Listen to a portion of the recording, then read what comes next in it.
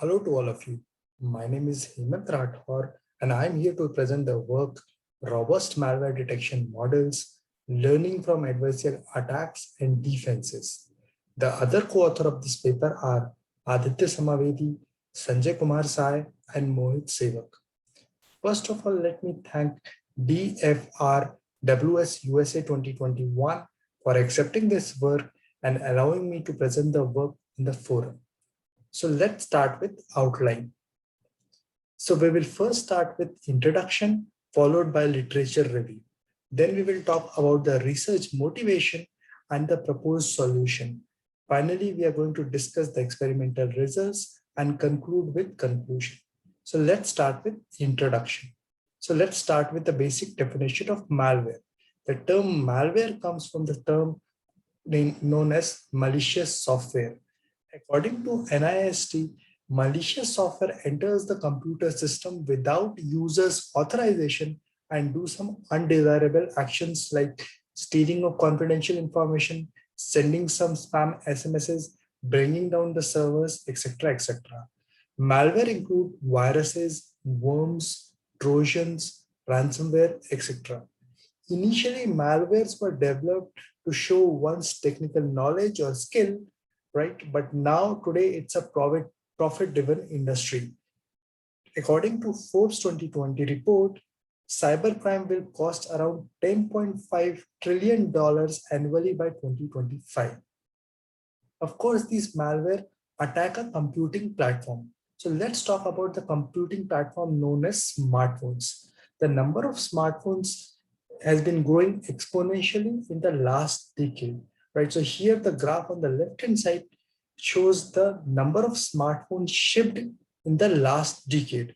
In 2009, the number of smartphones shipped were around 173 million. This number is expected to reach to 1,710 in 2021. Right, the number of smartphones or mobile phones people are using today is around 5.4 billion, which is more than the people having, which is around 69% of the global population, which is more than the people having electricity, running water, bank accounts, cars, landlines, etc., etc. Right. So the number of smartphones has been going exponentially, and they have penetrated very deep into our pockets or our lives.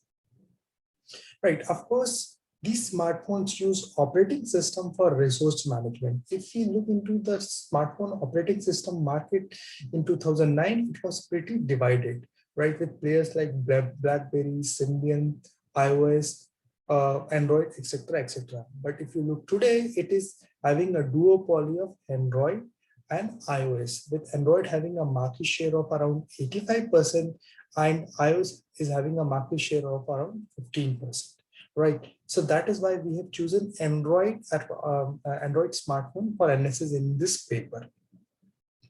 If we look into the number of malwares on Android platform, we see that there has been exponential growth in the last decade in this area as well, right? So in 2009, when the Android was just launched, there were around 1,000 malware found in that year. But this number has reached around is expected to reach around 50 lakh in 2021, right?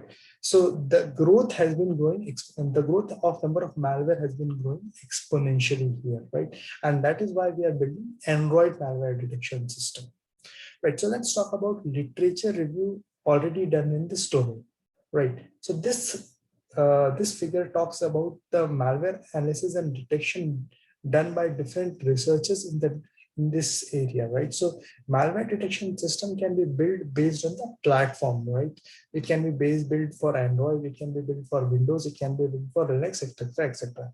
These detection system can also be based on different viruses, right, or different malwares that include viruses, worms, ransomware, etc., etc. Now, if you look into the types of malware, there are two types of malware: first generation and second generation. Right. So if you look into the basic idea of designing the malware, it has two purposes. One is to attack a system. Second is to evade the detection process. Right. Now, in first generation malware, right, there is a code to actually attack the system. But in second generation systems, some second generation malware, there are two parts to the malware code. First is to attack the system, and second is to evade the malware detection system. So evasion can be done based on with the help of encryption or polymorphism or metamorphism, etc., etc. Right. Malware, to build the malware detection system, first we have to analyze them. Right. So there are two different techniques to analyze the malware. First one is called static analysis. The second one is called dynamic analysis. In static analysis, any sample is actually analyzed without executing it, right? Without executing it. Right? So we'll try to find features that can help us in separating malicious and benign files. For example, some static features are like permissions, intents, API calls in case of Android, right? In case of dynamic analysis, all right, the sample is actually executed in a controlled environment to extract some features that can help us in separating malicious and benign files. Right. So an example of dynamic feature is called system call. Right. Now, if you look into different type of malware detection systems, traditionally there are signature, heuristic, and behavior-based detection systems, but these systems are getting saturated, and now researchers are looking for to build a next generation detection system based on machine learning and deep learning. So this is what we are going to talk about in detail in this paper. So as we have already seen, there are two types of malware: static malware and dynamic malware. Static malware are also called first generation malware, where malware structure remain fixed. In case of dynamic malware, it is also called second generation malware, where there is a code to actually do a malicious activity plus a code, right, which can evade the detection process. So malware structure change again and again to evade the detection process. So it can be done using encrypted malware or polymorphic malware or metamorphic malware. So how they can evade the detection process? They can use a obfuscation technique. So there are very large number of many obfuscation techniques can be used, like insertion of garbage code, adding an equivalent instruction, adding a jump instruction, changing the flow or data flow or control flow, compression, etc., etc. Right. So traditionally, the malware detection systems are based on signature and heuristic. But now we are trying to use machine learning and deep learning to build next generation malware detection system. Let's look into signature-based detection system. So signature-based method use a unique string, we call it as a hash as well sometimes, to identify the malware. Now these signatures are often generated, decimated, and maintained by domain experts. So that means that it is a highly human-driven process. According to WHO, the typical time window between malware release and its detection is around 54 days. And 15% of the samples are still getting undetected after 180 days, right? So it's a human-driven process. And since the number of malware has been growing exponentially, this process is actually very slow, right? In terms of binding the signatures and deploying it on the user or on the client end. Right. Now, malwares can easily evade the signature-based detection technique by changing a small bit of code, a malicious code, right, without affecting the semantic of the code, right? And the fundamental issue with this approach is it's a reactive approach. That means that once the attack is done, then only the defense will come. So that is why it's a reactive approach, and it cannot save us from something called zero-day attack. When we look into the second technique, which is used very heavily today, is called heuristic-based detection mechanism, where domain experts will try to write rules and patterns to separate malicious and benign faults. The rules and patterns are written in such a fashion that they can detect the variant of the same malware family without raising false alarm. Again, it's a good approach. It's a proactive approach, right? Which we saw signature, which is a reactive approach. This is a proactive approach. But the fundamental problem here is it's a human-driven process. Again, a human-driven process. It needs a lot of domain knowledge. And the most important problem is a lot of false alarms, right? So that is why there is a restricted amount of heuristic engines used in today's antiviruses. So this is how a traditional detection system looks like. Right, so it has client end and the server end, right?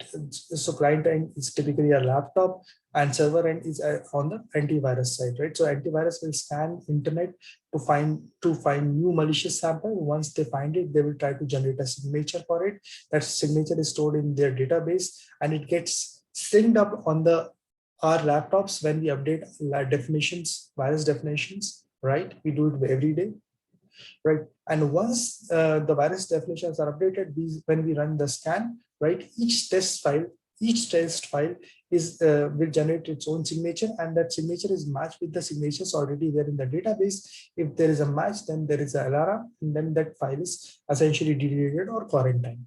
Right. So this is how today it is used. But of course, as we have already discussed, the number of malware has been growing exponentially, right? So that is one challenge the community is facing. The other is the sophistication of malware. The third one is it's all the heuristic and the heuristic and both signature-based detections are human-driven processes, right? So now people or researchers are trying to use machine learning and deep learning to build next generation malware detection systems. Now here we have proposed a framework to build a basic malware detection model using machine learning and deep learning. It is a 5-step process. The first step is called data collection, where we try to collect the data, malicious and benign samples. Once we have collected the data, then we will try to extract some features that can help us in separating malicious and benign files. Those features can be, in case of Android, can be permissions, intents, API calls, right? And we can use both static or dynamic analysis or hybrid analysis to extract those features. Once we have extracted those features, we can use EDA, which is exploratory data analysis, to understand the feature vector better. We can also use feature reduction methods like variance threshold or PCA or deep learning like autoencoder to reduce the number of features and make more efficient models. Right. Once we have analyzed the feature vector, then we are going to use various classification algorithms to build the malware detection model. Then we can use classification algorithm coming from basic classification algorithms or bagging based algorithms or boosting based algorithm or deep learning basic algorithms, right? Based on our requirement, we can use any of those, and then we can build a malware detection engine. Then we are going to use test samples to evaluate the performance of the detection engine. And then once the performance has been evaluated, it is going to be deployed on the customer. Right. The problem here is, again, it is a rat race. That means that there are two players in this game. One is the antivirus guy. The other one is called malware designer. Now, whenever a new system will come, the malware designer will try to do something to evade the detection process, which they have already done in signature, which they have already done in heuristic-based detection units, right? Second generation, first generation malware. Again, if we use a malware detection model based on machine learning and deep learning, the malware designer will do something to evade the detection process. So it's a rat race. The rat race can be of two forms. One is called reactive one, the other one is called proactive form. In reactive form, reactive arms race, the bad guy will try to attack or make the attack, diverse the attack on the detection system. Once the attack has been done, then we are going to analyze the attack and try to come up with some countermeasures. This is called a reactive approach. There can be a proactive approach where once we build a malware detection model, we will behave like a bad guy. We will behave like an adversary. We will behave like an antivirus malware designer and attack our own system. Once we attack our own system, then we can analyze the impact of the attack, and then we can come up with the countermeasures before the actual attack happens on the system, right? So we can come up with the countermeasures. So this is called proactive arms race, right? So here in this paper, we are actually getting into proactive arms race, where we will behave like an adversary and attack our own system to find their vulnerabilities and then propose a defense against those attacks. So this can be, so the attack on these systems can be well understood with the help of threat modeling. Threat modeling can be defined based on adversary's goal, knowledge, capability, etc., etc. Adversary can attack for integrity, availability, or privacy, right? The attack can be based on the knowledge about training data, feature vector, or which classification algorithm has been used. The attack can do evasion attack or a poisoning attack, right? So the research motivation of this paper is essentially, according to Cohen, that it is impossible to develop to develop one generic algorithm to detect all the possible malwares. And of course, signature and heuristic-based detection mechanisms are not good enough. So we are essentially looking into a rat race, right? Where there are malware designers, they're trying to come up with more and more malware, right? And they are trying to come up with a sophisticated malware. On the antivirus side, we are trying to prevent both old attacks and new attacks. Right, so this is what we proposed, a 5-step process to build adversarially robust malware detection process, right? A framework, right? So the first phase is essentially data collection. Then we are doing a feature extraction. Then we are building malware detection model. Then we are doing adversarial attack on the system, and then we are defending it. Right. So here the first 2 steps are essentially the same. So if for in data collection, we collect benign and malicious samples. Then in our paper, we have done feature extractions. We have done static analysis of Android application and extracted Android permissions and Android intent. And we have analyzed both of them for building the classification model, right? So once we have extracted features, right, the feature extraction process is over, then we can use classification algorithm, right? So here you can see we can use machine learning and deep learning models algorithms to build the classification model. So here red samples which are malicious are lying in the red zone, that is they're classified correctly as malicious, and green sample which are benign essentially are lying in the green zone, that means they're correctly classified as benign. Now we will behave like an adversary and will try to attack our own malware detection systems to find the vulnerability in them, right? So these malicious samples are modified in such a fashion using an agent so that they can evade the detection process. And the new sample is called adversarial sample, right? So these malicious samples are actually converted into adversarial samples, and these adversarial samples are forcefully misclassified as benign by the detection engine. Right, so here the fifth part of the graph on the right, from the left hand side, you can see benign samples are correctly classified as benign, malicious samples are correctly classified as malicious. However, adversarial samples which are malicious in nature are forcefully misclassified as benign by the malware detection engine, right? So this is before the adversarial defense. That means our models are adversarially vulnerable, right? Now we want to propose a defense against it, right? So yeah, so that these adversarial samples are correctly classified as malicious by the detection engine. So we propose this frame.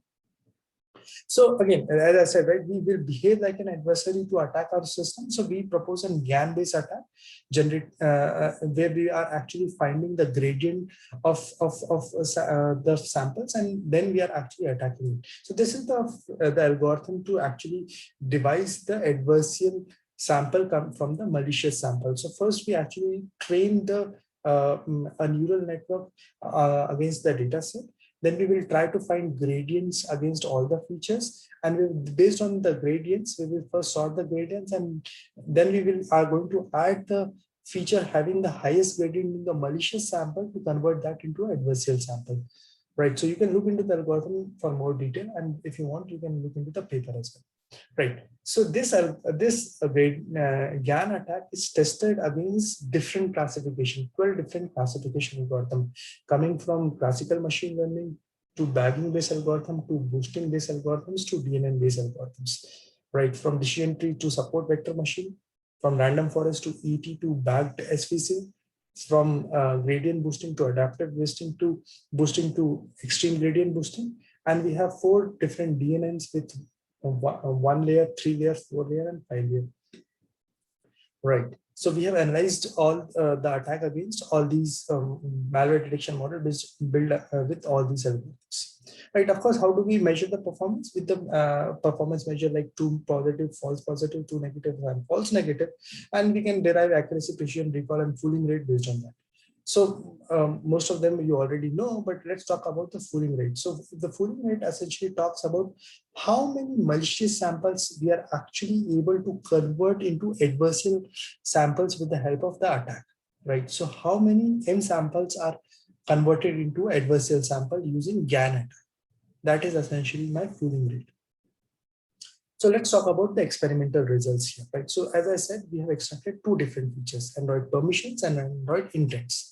We have used 12 different classification algorithms to build the malware detection model. So in all, we have 24 malware detection models, right? 12 for Android permissions, 12 for Android intents, right? So the first column is essentially talking about which classification algorithm is used to build the malware detection system, right? So the second bar is essentially the accuracy of the malware detection models using Android permissions. And the third column is essentially talking about accuracy of the model when the Android intent is used to build the classification system, right? So here the highest accuracy for with Android permission is achieved by ET, extra tree, which is around 95%.